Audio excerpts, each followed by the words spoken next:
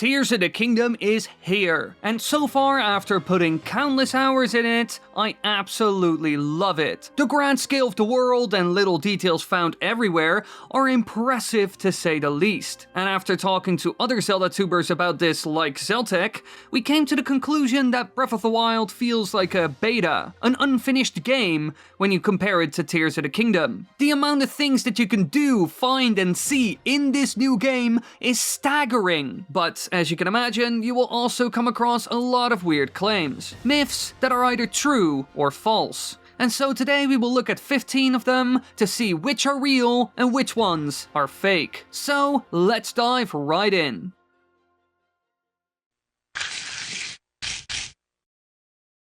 Number 15. Now to start this video off, we will look at something that was actually first seen in Breath of the Wild. In that game, getting around can be a bit tricky until you get a Master Cycle 0. Well, unless you use horses. But, I personally didn't. Instead, I used a trick known as whistle sprinting to get around Hyrule incredibly fast. Now this is a trick where the player combines Link's whistling ability together with constant mashing of the sprint button. And by doing this, you could effectively sprint forever, and this combined with the climbing made getting around very easy. However, is this still in Tears of the Kingdom, or did Nintendo patch this out? Well, sadly enough, it is gone. As you can see right here, when I tried to pull it off, it is a waste of a lot of stamina, and it isn't really working. So sadly enough, whistle sprinting is gone, which makes getting around harder. But hey, at least we can build crazy machines now.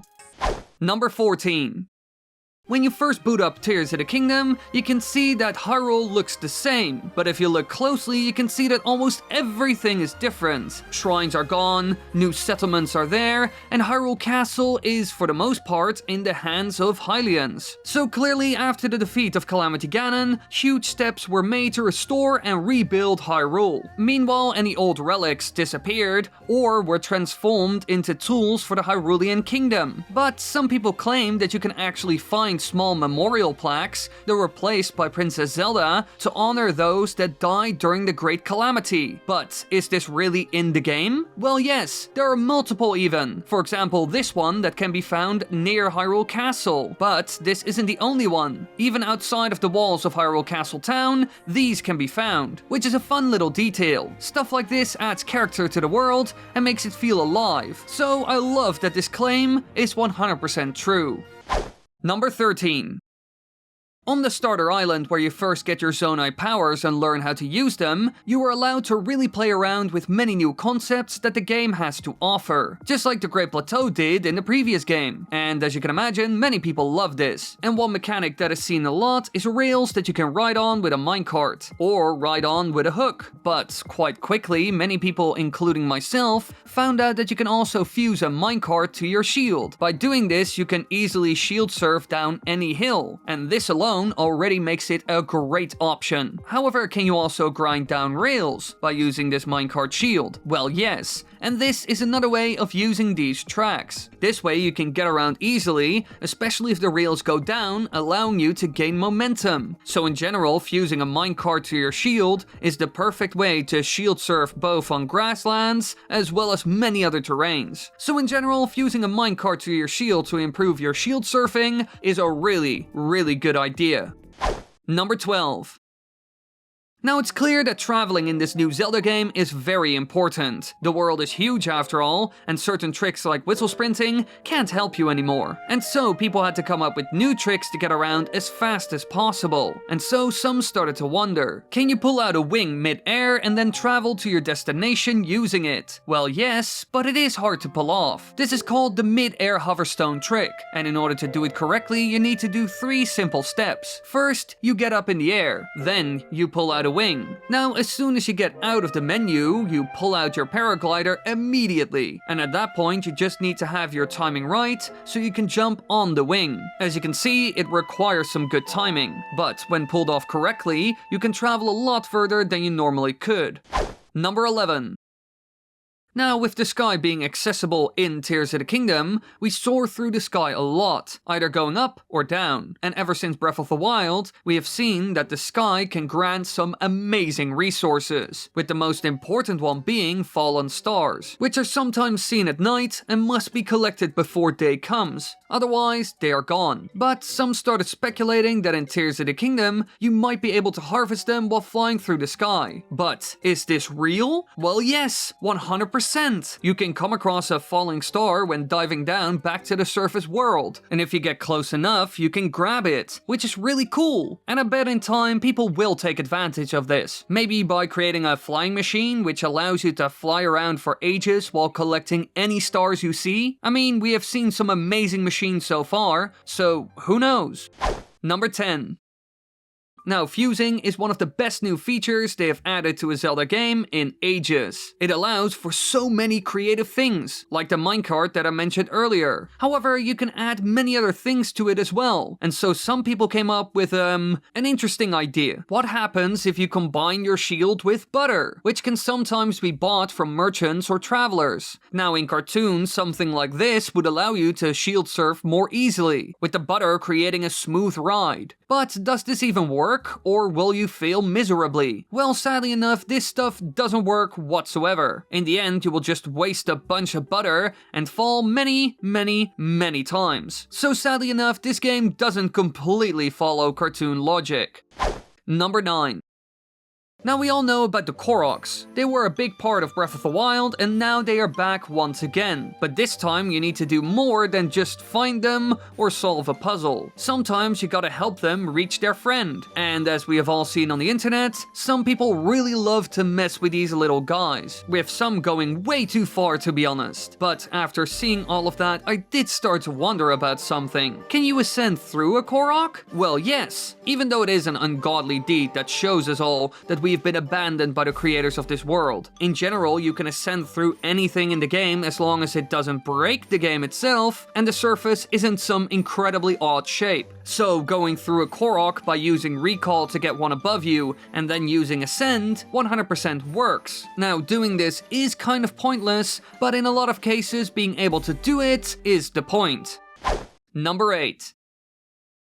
Now, both Breath of the Wild and Tears of the Kingdom are known for one thing, the amazing physics engine. This, combined with the abilities you get in the game, allows for things that are never seen in other titles. I mean, a title like The Witcher 3 has a great story, world, and combat, but in the end, Hyrule in the most recent Switch title feels a lot more real and alive. While in combat, you can truly use the things around you to get some sort of advantage, and all of that isn't seen in a game like The Witcher. But while these mechanics often lead to amazing realism or fun options, it can also lead to some weird scenarios according to some folks online. Apparently, you can use Ultra Hand and Recall to defeat entire bosses with just one log. All you do is spin the log around and then use Recall on it, and then each time it hits someone, it will deal major damage. And shockingly enough, this works incredibly well. So sometimes we lose a bit of realism with mechanics like this. Number 7. Ever since the game came out, people have been experimenting like crazy. Everyone is trying to create the strongest machines, or the best weapon combinations. And one that I came across that was apparently a very good idea is combining a boomerang with some sort of explosive. This way you can get a great explosive weapon that you can throw from a distance, and if you miss, you can catch it and try again. But does this really work? Well, yes, although there's one massive drawback to this stuff. If you throw it and miss, you have to catch it. Because if you don't, it will land close to you and immediately explode, which will most likely lead to death. But if you're fast enough and catch it, you can throw it again, which is something no other throwable explosive allows you to do. So there are advantages, but also brand new dangers! Haha, great! Really, it's fun, but scary as well.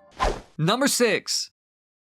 Before the game released, we got a little gameplay demo from Nintendo where they showed off the tutorial area. And here we saw some of the very first fuse ideas, and one that is worth its weight in gold is the arrow and Key's Eye combination. Using this, you can always get a headshot as long as you shoot in the direction of your target, which is incredibly handy as you can imagine. Personally, I love to use them when fighting the new Stone Talus bosses that have those bokoblins on top of them. However, I saw that some people even added them to their vehicles, and people in the comments claimed that it would allow you to decide direction. But does this really work? Can you use Key's Eyes when you don't have a steering stick on hand? Well, after some testing, the answer seems to be no. The only reason why the vehicle moves in the direction of the eyes is because of the weight, because the exact same thing happens when you put flint on it, or any other object really. So the eyeball doesn't seem to have a specific effect here. It doesn't guide you like it does with the arrow. So this one isn't true at all. Number 5.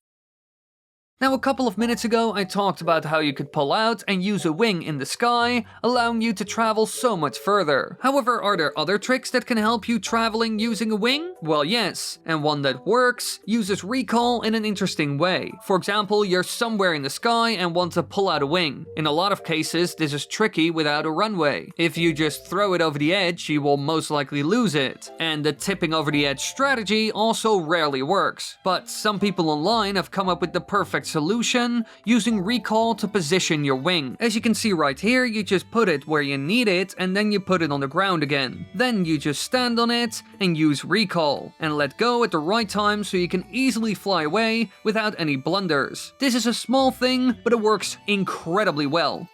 Number 4.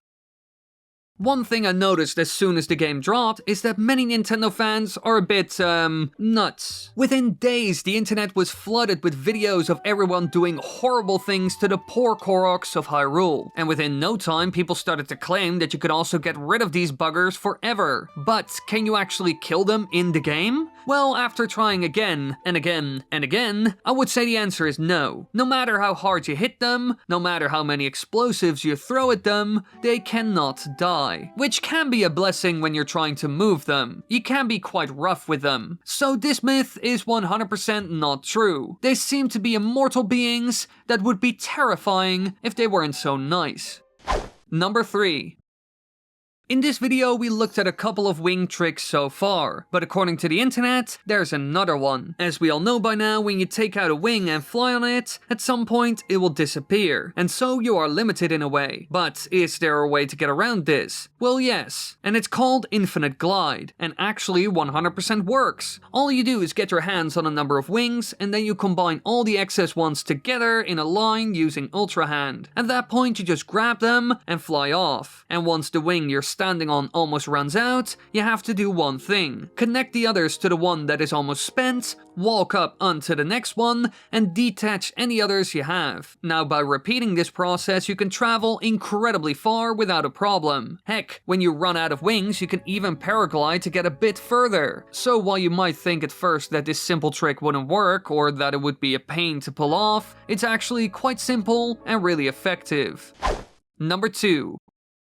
Now this next one is insane. When I heard about it, I thought, nah, this doesn't work whatsoever. This will go wrong in some way, shape, or form, and so it's an absolutely useless trick. But in the end, it turns out to be true. Now if you're a big Zelda fan, I bet you know about that one scene from the Zelda cartoons, where Link launches himself into the air using a shield and a bomb. It is a classic scene, and for a long time you couldn't do this in the games whatsoever. But when Tears of the Kingdom came out, people started wondering if you could pull it off now. And so they combined a shield with a bomb and jumped on it by shield surfing. And surprisingly enough, it actually works. You will fly up into the air, and the enemies around you will be damaged, and Link is completely fine. Heck, the shield even survives, and so you can do this trick multiple times, which is even more surprising. So this is anything but a myth. We can finally bomb jump everywhere, which is exactly why this is a standard part of my loadout in the game. You never know when you need to bounce after all. Number 1.